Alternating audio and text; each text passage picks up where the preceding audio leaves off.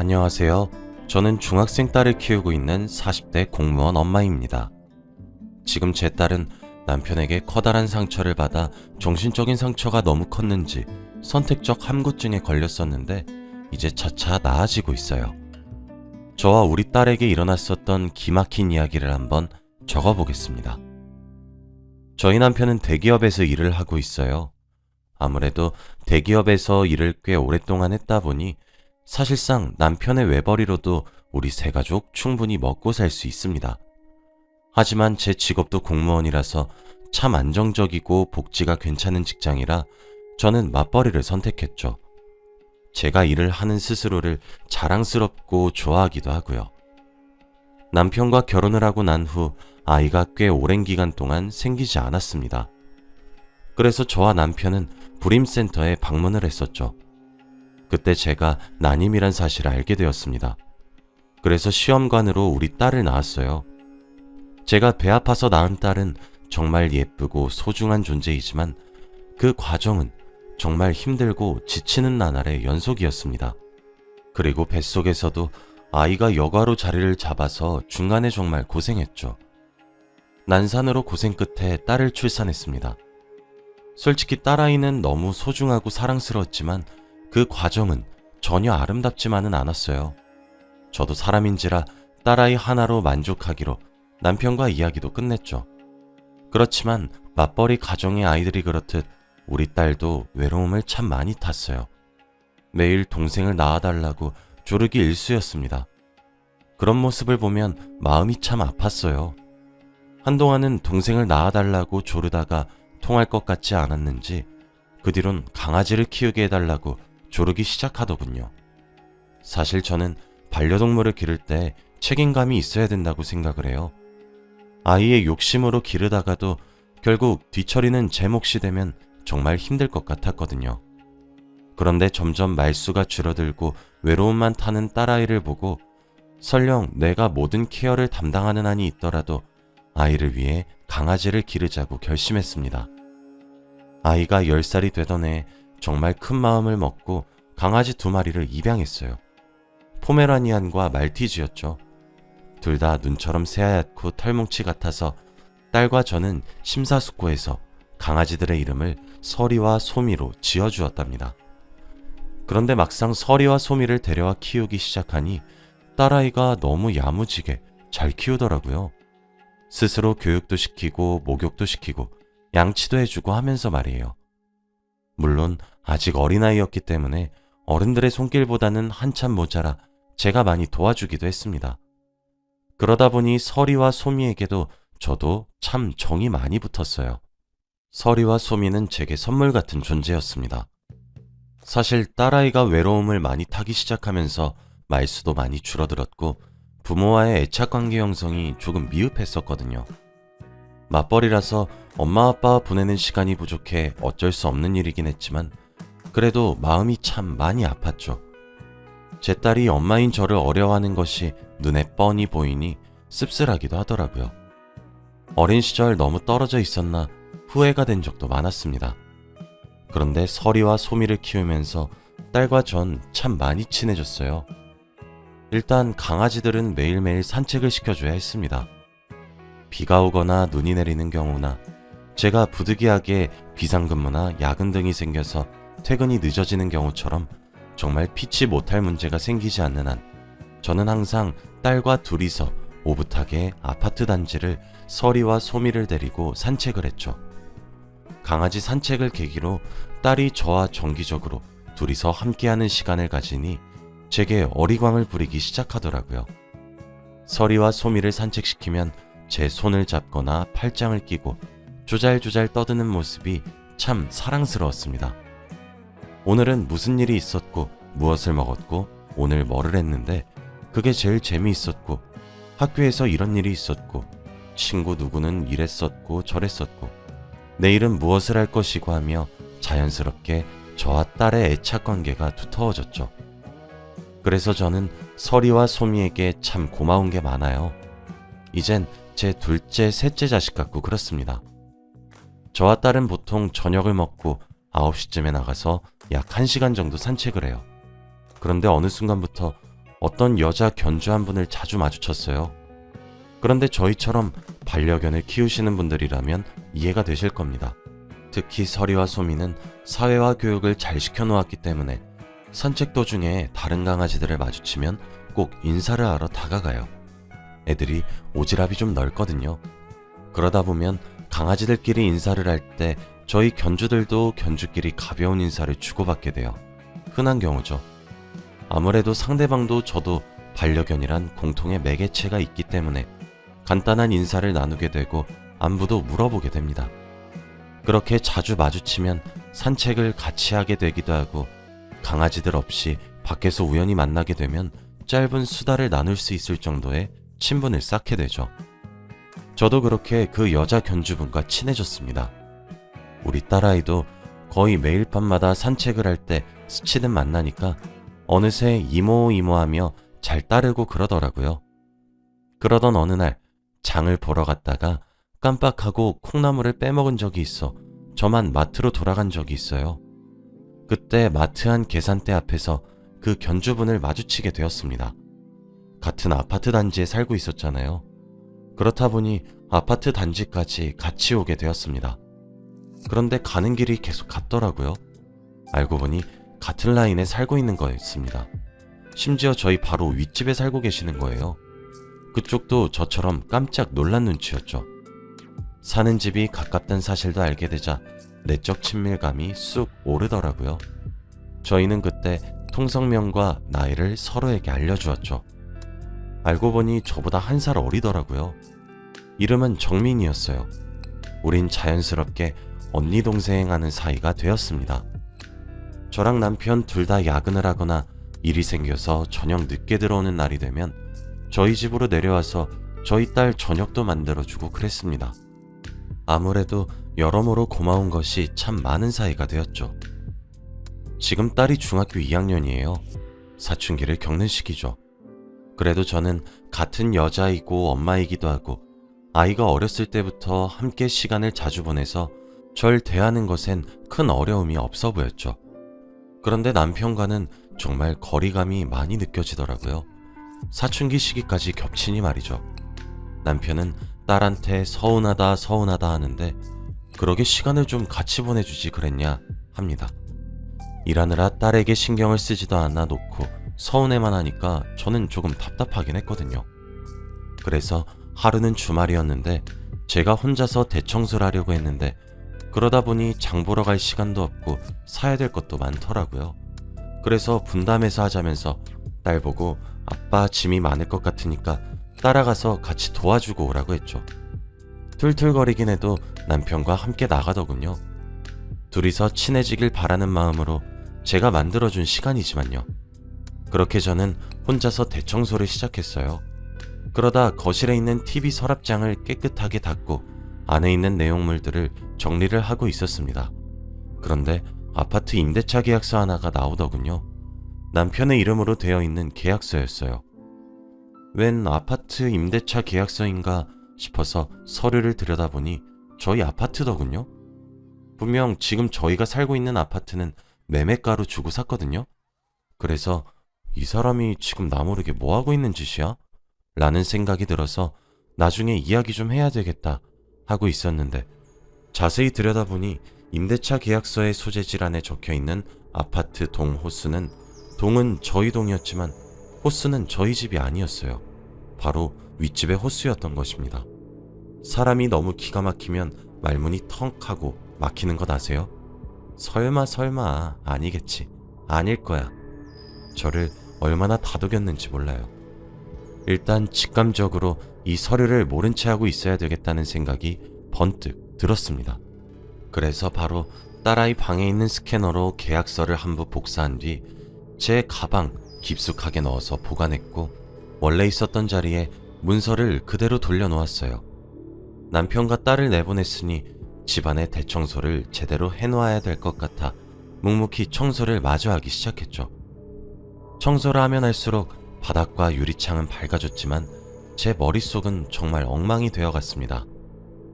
그날 집으로 돌아온 딸과 남편을 어떻게 반겼는지 어떻게 밥을 해먹었는지도 기억이 잘 안 나요. 다음날 월요일이 되어서 저는 평소처럼 출근을 했고 복사해둔 계약서는 회사 서랍으로 옮겨 보관했습니다. 저녁이 되었고 퇴근하자마자 불이 나게 집으로 향했어요. 그리고 딸과 함께 산책을 나가서 목이 빠져라 정민이를 마주치길 기다렸습니다.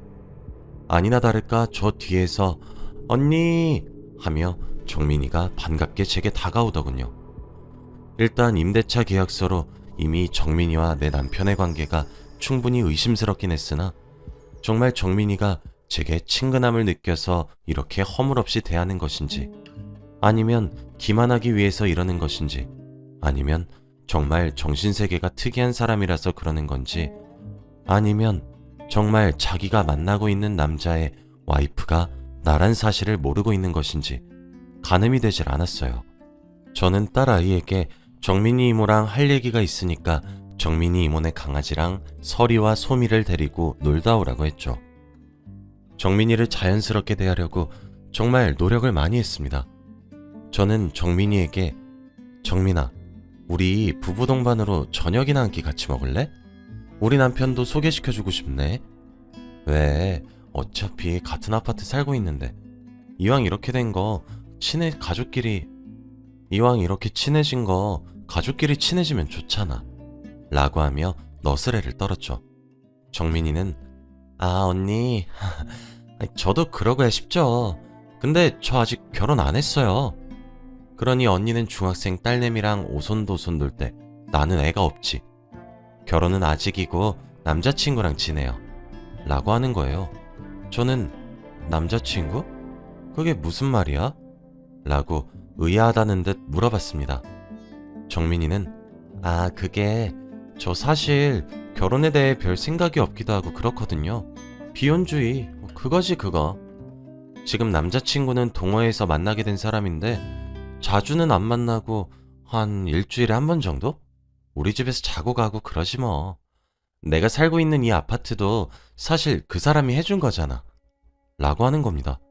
정말 제가 자신의 남자친구라는 사람의 와이프란 사실을 몰라서인지 아니면 수준 높은 조롱인지 정말 모르겠더군요. 그래서 제가 슬쩍 어머? 그 사람이랑 동거나 이런 건 안 해? 뭐야 그 관계가? 라고 떠봤어요. 그랬더니 글쎄 저도 사실 동거하려고 집을 얻은 건 줄 알았거든요 언니? 근데 이건 아직 내 기우일 수도 있는데 그 사람 유부남일 수도 있겠다 싶더라고. 내가 같이 살자고 해도 꿈쩍도 안 하고 꼭 일주일에 딱 하루만 자고 간다니까? 그날이 매주 금요일 밤이야 이러는 거예요. 내 참 기가 막혀서. 제 남편은 금요일 저녁마다 회의가 잡혀서 끝내면 늦은 새벽이라서 피곤하니까 회사에서 조금 자고 집에 들어가겠다고 했거든요. 항상이요. 저는 초강수를 두기로 했어요. 어머, 그럼 이번 주 금요일에 남자친구 소개 좀 시켜줘. 나도 남편 데리고 나갈게. 너랑 내가 이렇게 친해졌는데 함께 놀면 좋잖아 라고 했더니 정민이가 흔쾌히 알겠다고 하더라고요. 밖에서 난리를 치게 되면 동네 다니기가 창피할 테니 제가 시간에 맞춰서 정민이네 집으로 가기로 했습니다. 그렇게 금요일이 되기만을 기다렸어요. 금요일 저녁, 아니나 다를까 남편은 이번 주 금요일도 회의가 있어서 못 들어가겠다며 대기업의 횡포니 뭐니 하면서 누가 금요일 퇴근 시간에 회의를 여냐고 궁시렁거리더라고요. 저는 아무것도 모르는 척을 하며 고생하라고 힘내라고 얘기를 했어요. 약속 시간인 7시가 되었습니다. 오늘을 위해 딸아이도 친구네 집에서 자고 와도 된다고 허락을 했더니 좋다고 나가서 집엔 저뿐이었어요. 이날을 위해 소형 녹음기도 하나 장만했고 녹음을 시작한 채로 가방에 넣은 뒤 집을 나섰습니다. 한층만 올라가면 되니 정민이네 집으로 올라갔습니다. 띵동 초인종을 눌렀어요. 정민이가 환하게 웃으며 문을 열고 벌써 왔냐며 반겨주더군요.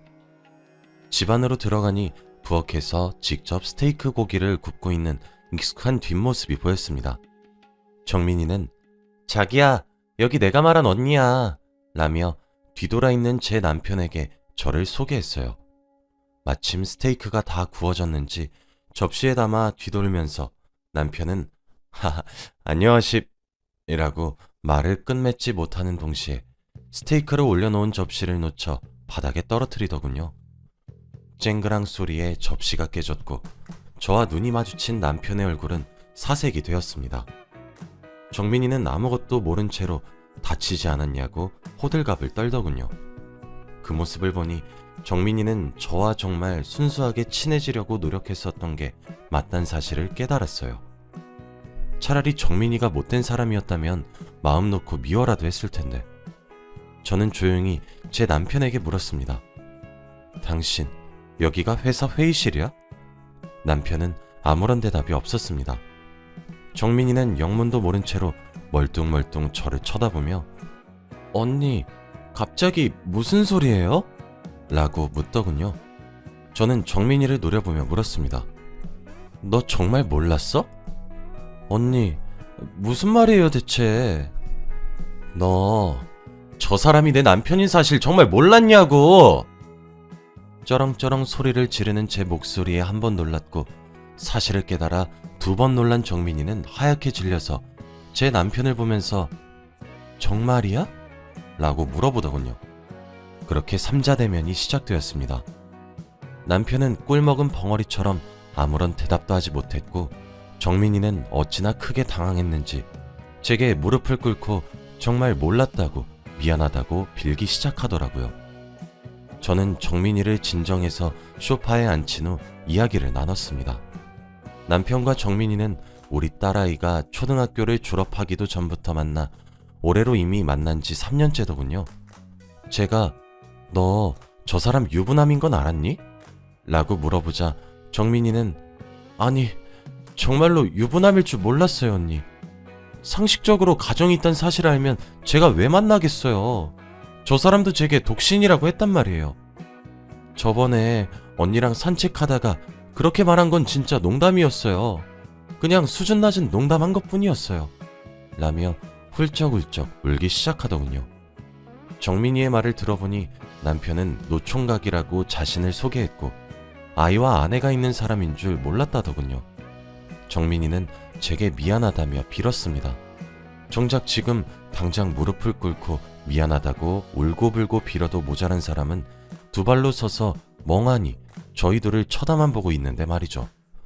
저는 남편에게 이혼하자라고 말을 했고 정민이에겐 미안한데 앞으로 너 만나는 건 좀 힘들 것 같다. 너도 일부러 이렇게 불륜을 저지른 건 아닌 것처럼 보이니까 상간녀 소송은 하지 않을게. 너도 나처럼 피해자니까 마음 잘 추스리고 두 번 다시 연락하지도 만나지도 말자 라고 한 뒤 정민이네 집을 나와 우리 집으로 들어왔어요. 남편은 제가 나오자마자 저를 바로 뒤따라왔더군요. 어차피 아이도 친구네 집에 가서 자고 오니 저희 집에 도착하자마자 저는 소리를 있는 대로 지르기 시작했고 남편의 뺨도 수차례 내리쳤습니다. 남편은 미안하다며 제게 빌기 시작했지만 저는 받아주지 않고 온갖 소리를 지르고 욕이란 욕은 다 하기 시작했어요.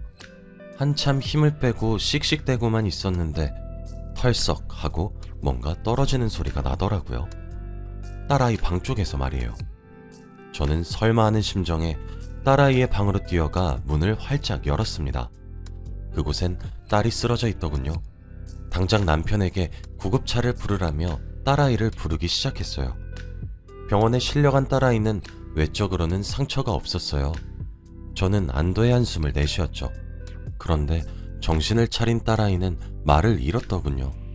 신경정신과에서 말하기를 심각한 정신적 충격을 받으면 말을 하지 않고 계속 침묵을 유지하는 모습이 가끔 나타나기도 하는데 그것을 선택적 함구증이라고 한다고 합니다. 딸아이는 저희 부부의 싸움 내용을 전부 다 들어버린 거였어요. 참담했습니다. 아이의 마음의 문이 닫혔다는 사실에 가슴이 아팠어요. 저는 남편에게 우리 아이를 망친 건 모두 다 너 때문이라고 폭언을 퍼붓고 이혼 서류에 도장을 찍으라고 화를 냈습니다. 남편은 끝까지 거부했죠. 딸에게 미안하다고 사과하고 제게도 미안하다고 사과했지만 우리 세 가족은 이제 돌이킬 수 없는 관계가 되어버린 것이었죠. 결국 저는 이혼 소송을 진행했고 당연한 결과로 저는 승소했어요. 아이의 양육권도 제가 가지게 되었고 위자료도 많이 받게 되었죠. 어차피 아이에게 좋은 영향을 끼치지도 않을 것 같은 집은 아예 이사를 감행했습니다. 다행스럽게도 아이는 저를 경멸하진 않았고 점차 안정적인 환경을 만들고 서리와 소미와 딸 그리고 저 이렇게 넷이서 편안한 환경을 만들어주려고 노력했습니다. 제 노력이 빛을 발하는지 점차 아이의 선택적 함구증은 차차 나아지고 있어요. 아마 아이에게 아빠란 사람의 기억은 최악이 될 것 같기도 하네요. 지금은 아예 아빠란 존재를 거부하고 있습니다. 면접 교섭권을 가지곤 있는데 아이가 만남 자체를 거부하니 저도 엄마로서 안타깝기도 하고 그렇네요. 이제 오직 딸과 저를 위해서만 살려고 노력 중입니다. 제가 항상 딸아이의 편이란 사실을 딸이 얼른 알아차려서 마음의 병이 치유되었으면 좋겠네요.